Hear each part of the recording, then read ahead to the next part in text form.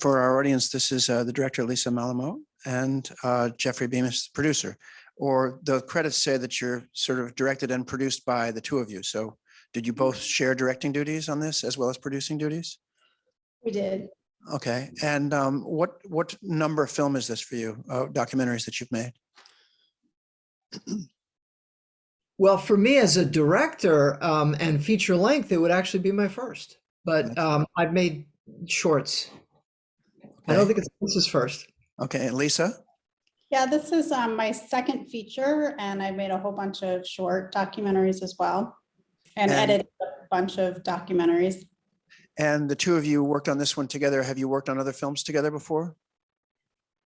Okay, no. So first of all, how did you two combine? And it was about this project. And how did you come onto this project? If you tell us in whatever order you want to. Well, Lisa and I met each other at Trinity College in Hartford, Connecticut. We were both teaching there, and we decided we wanted to work on something.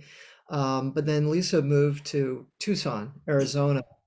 And then in terms of this project, we actually heard a documentary, a radio documentary, short on a forensic scientist named Lori Baker at Baylor University in Waco, Texas, who was doing the work you see Kate Bradley doing in the film, exhuming anonymously buried migrants from the cemetery in Brooks County. And we were just both really moved by the story. And we reached out to Lori, and she invited us out and took us down to this place called Falfurrias that we had never heard of. And we said, okay, show us the border. And she said, oh, no, that's 70, 80 miles away. Brooks County isn't even a border county, but this is where the problem is. And why is it that the checkpoint is that far north of the border? Is there a reason for that? Do you know? I know Jeff likes to talk about the interior checkpoint. I'll let him talk about it. Well, so, you know, there's a relatively obscure 1970 Supreme Court decision that allows these checkpoints to exist up to 100 miles from all coastal and international boundaries. And so actually 2/3 of the US population live inside a checkpoint zone. And there have been different amounts of checkpoints. There's near 100 of them across the United States. A lot of them are mobile. They're not fixed like the ones in Brooks County. But they've had all kinds of unintended consequences, including causing a significant number of deaths. But the decision to allow these checkpoints, despite the Fourth Amendment, has never really been re-examined since that time. But the idea is it creates a second line. Second border, really. And a lot of people we talk to who work in this area as activists, volunteers, humanitarians, they really consider the checkpoints to be the true border with Mexico in terms of moving into the United States. Exactly. Now, it was referenced in the beginning of the film that Clinton, during the Clinton administration, there was an effort to do what? To funnel everybody through those checkpoints, that those checkpoints already existed? Is that true? Well, the idea was, I mean, people used to come through ports of entry in major cities like San Diego and El Paso. And the idea with prevention through deterrence is that if you make the journey harder, you close off those borders, the more obvious borders like San Diego and El Paso, then people will be deterred and won't come. They won't come over the mountains in the Sonoran Desert in southern Arizona where I live, or they won't try to, do that walk around that interior checkpoint like in Brooks County. And so the hope or the idea was that if you make it really difficult, people will stop trying to come. And as Kate Bradley says in the film, that just didn't work out that way. People continued to come because their reasons for coming haven't changed. And in fact, more recently in Central America, there have been more grave reasons for people to come, not just economic. So that's really the whole thinking behind it, was that it would deter people. And of course it hasn't, and it's causing these deaths. They knew that there were going to be some deaths. I don't think anyone really knows actually the number of people that have died, because actually the numbers that Border Patrol reports is quite low. And so most people in America don't know how many people have died. We don't know. We tried to figure it out by calling people who are studying this, all sorts of experts, trying to figure out a number in the film. What are we going to say? How many people have died since the early 90s because of this policy? And, you know, we chose a very conservative number because we, you know, 20,000 is what we say in the film, but some people have reported more recently 80,000. So it's a very large number of deaths.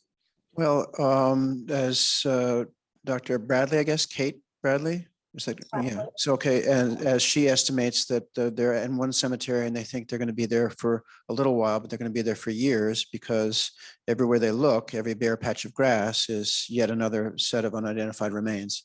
And when the statistic was given of 1 in 5 missing are ever found, does that mean that they're identified, 1 in 5 are identified that are reported? Because you can only find a missing person if a missing person has been reported, right? So there's indubitably many numbers that are not even reported missing. Is that correct? The 1 in 5 is based on phone calls that the sheriff and Eddie Canales, the sheriff of Brooks County, and Eddie Canales, who runs the South Texas Human Rights Center and is featured in the film, they both receive calls from families all the time. So it's based on people who are missing based on these calls versus what, you know, who is found. Okay. So now you're on to the story because you've been brought to Brooks County and you've seen that this funneling is going around the checkpoint. So then how did you zero in on Eddie Canales and on this one family to this sort of the through line is the search for Homero? So how did you find those families? How did you find Eddie and how did you get going on this? Well, Eddie Canales is really the only humanitarian aid that is available there on the ground, whose operation is based in Brooks County. So he was a natural to connect with. In fact, Lori Baker introduced us to Eddie the very first trip to Falfurrias. Now the families, we actually met we met Moises Zavala, whose cousin is Juan, who's missing, at the South Texas Human Rights Center. He was there at the time we were there filming with Eddie. And the Roman family was a little different. We actually had put up a rudimentary website early in the filming process with what we thought was a temporary title at the time, Missing in Brooks County. Well, Michelle, Chinos, and Omar, the brother and sister-in-law of the missing person, Homero Roman, they were searching online for information using those terms. And so our little website came up, we connected on the phone, and then we ended up sitting down together in Texas just a few days later. We asked them if they would be willing to participate in the film. And so they went off and had a family meeting, and they bravely came back and said yes, that they wanted what happened to Homero to be part of this story. And that's very courageous on their part. Now, logistically, when you were filming, there was a lot of cases where it seemed that we were in 2 places at once. And did you have 2 cameras operating? Because it would seem like there was a phone call and there was at the same time, Eddie was at the site of something that he found or something he was looking at. And then the Border Patrol or somebody else would come along. And it would seem like we were in the car with them as they were coming along and responding to a phone call that we just seen. So did you have 2 cameras operating at the same time, or how did that work? How did you do that? Well, we both shot the film. So when we went to Brooks County for our filming trips, it was just me and Jeff. And sometimes we would film with 2 cameras. Sometimes we only needed 1. And we just kind of assessed the situation and didn't try to overdo it if we didn't need to. But yeah, we were both filming with 2 cameras. Mm-hmm. That's an excellent sense of immediacy from it. So, and working with Kate Bradley, and then there was another forensic anthropologist at the end of the film, Krista. Mm-hmm. Right. Okay. So now was that a separate line of inquiry and photography that you undertook at the same time as following the Homero story? How did that work? Well, the entire process of filming was actually 4 years. So this came, I think, at least I think toward the end, right? I mean, this was sort of the end of our filming process. What was the Krista, the search with Krista Yeah. O'Mara. Yeah, that was definitely during the last year of filming. And Krista and Kate Spradley do work together often. Uh, it's funny, Krista is actually a Texan, but she lives in Indiana. So she comes to Texas with her students. She tries to come once a year, and then Kate Spradley will bring her students down from Texas State University, and they will do exhumations in South Texas together. And it seems that Kate Bradley is an advocate for the same things that you're looking for. So in what other ways can she or are people trying to bring more attention to this other than like in your film and what Eddie Corrales is doing and so forth? So what is, because she wants it to be changed, she wants it to be different, but what efforts are underway to make that happen? Well, interestingly enough, in December of 2020, so about a year ago, there was the first piece of legislation passed to aid people working like Kate Spradley and Eddie Canales, who are dealing with this crisis on the border of migrant deaths. So, and the irony is that it was Donald Trump actually who signed the bill, and it was a bipartisan bill. It's called the Missing Persons and Unidentified Remains Act. And Kate is very much an advocate now. When we started filming with her, gosh, I guess it was 2016, I want to say, maybe it was a little bit earlier that we started filming with her. You know, she was a forensic scientist doing this work with some of her students. And then slowly she began to raise money, get grants to bring on, you know, postdoc and then other graduate students. And now she's handed the lab work over to another colleague and she's doing more advocacy. So like Jeff and I, you know, she's working with, you know, partners around the country who are working on this kind of work, who have been for years, and are trying to, you know, make change. So Kate came with us to DC for a screening in September.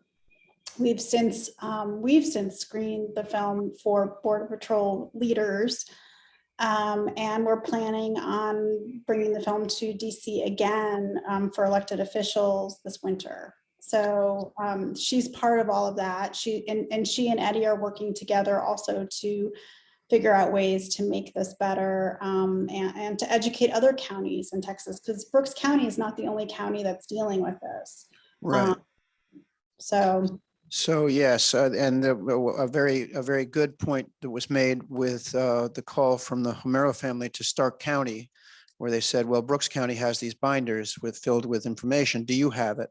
And then we followed the phone chase through this department to that department to the other department. And obviously no one knows what it is and no one can really care. They kick the ball around and it doesn't get anywhere. But at the end of the day, a lot of what's happening in this film is yet another sort of ripple effect from the migrant crisis.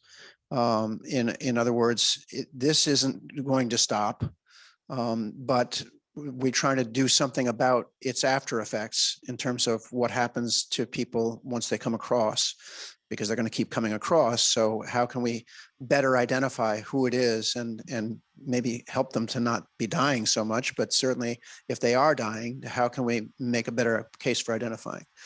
And to that point, I think that you've done an amazing job of taking a problem that could be seen as a statistical sort of anomaly and hard to compute fact into putting a human face on it for the families as well as for the people that are trying to work with it. And I think that, yes, if you can get it to DC and so forth and get it to a wider audience, that's obviously the key. What kinds of things will be helpful in that regard? So, I mean, better identification, more locating of bodies sooner, or getting the DNA samples. I mean, what can be done to go forward? There is a backlog in the DNA part of it, but there's other obstacles there as well.